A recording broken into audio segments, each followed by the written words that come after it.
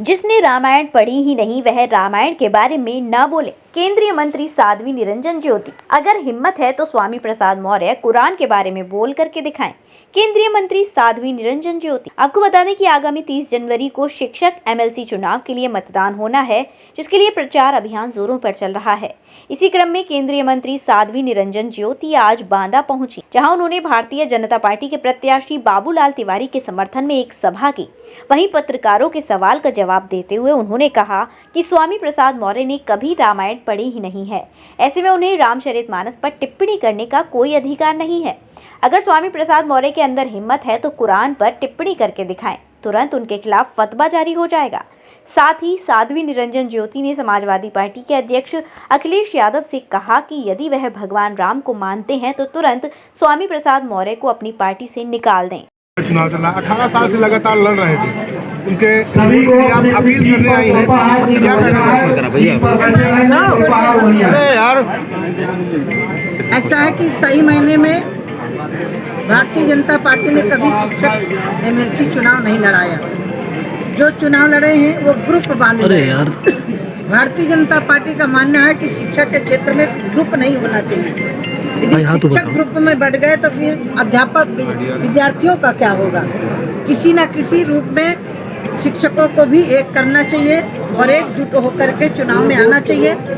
और बाबूलाल तिवारी जी जीत के पहुंचेंगे, अपनी बात रखेंगे। पहली बार भारतीय जनता पार्टी ने बाबूलाल तिवारी के रूप में शिक्षक एमएलसी के लिए मैदान में उतारा है। मैं जनता से, जो हमारे शिक्षक हैं, मैं उनसे अपील करती हूँ कि आदरणीय बाबूलाल तिवारी जी को जिता करके पहुँचाएँ और अपने अधिकारों को जो शिक्षकों का अधिकार छीना है। भारतीय जनता पार्टी की सरकार 2005 में नहीं थी। छीनने वाले तो सपा वाले लोग हैं जो चिल्ला रहे हैं। आज हम देने वाले लोग हैं और मुझे मालूम है कि हमारी चाहे प्रदेश की सरकार हो चाहे केंद्र की सरकार हो, जनहित में कोई भी काम होते उनको रोकती नहीं है। और मुझे पूरी उम्मीद है कि बाबूलाल तिवारी जी पहुंचेंगे, अपनी बात पूछो। अब मैम देखिए, स्वामी प्रसाद मौर्य जी ने बयान दिया है, आपने विकास संत है, मैं यहीं आई हूँ और खिचड़ी खाने के लिए, लेकिन वो तो रामचरित को मानस को बता रहे हैं। देखिए, मैं ऐसे लोगों का जवाब देना मैं उचित नहीं मानती हूँ। रामचरित मानस उन्होंने पढ़ा नहीं है और जिनको वेदों का बोध ना हो, उपनिषदों का ज्ञान ना हो, हमारे शास्त्रों का ज्ञान ना हो, उनको टीका टिप्पणी करने का अधिकार नहीं है। हम किसी के ग्रंथ पर टिप्पणी नहीं करते।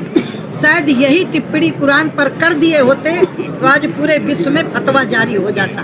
मैं स्वामी प्रसाद मौर्य के लिए मैं इतने कहना चाहती हूँ, अखिलेश जी जिम्मेदार हैं।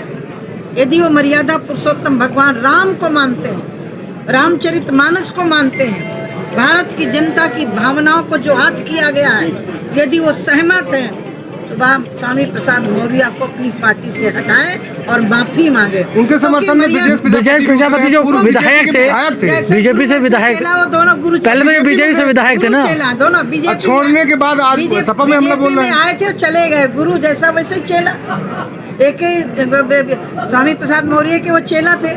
मैं इतना ही कहना चाहती हूँ, मर्यादा पुरुषोत्तम भगवान राम को जो पढ़ लेगा ना, वो कभी टिप्पणी नहीं कर सकता। अयोध्या से निकलते हैं, कोई अयोध्या वासी नहीं होता है।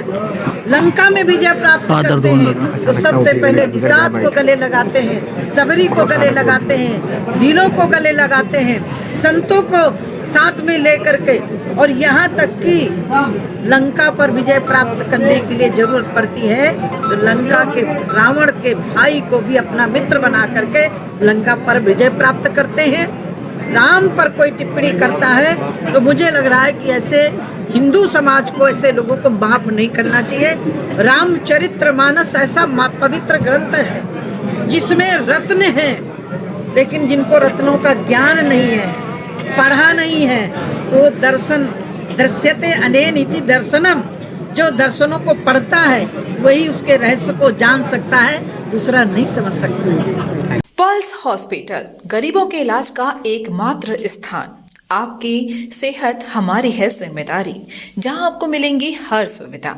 Orthopaedic, gynaecologist, general surgery, laparoscopy surgery, trauma centre, general medicine, ICU, ventilator, हर सुविधा युक्त pulse hospital, AC room and non AC rooms also available. Gokul barrage मोड़, औरंगाबाद, मथुरा.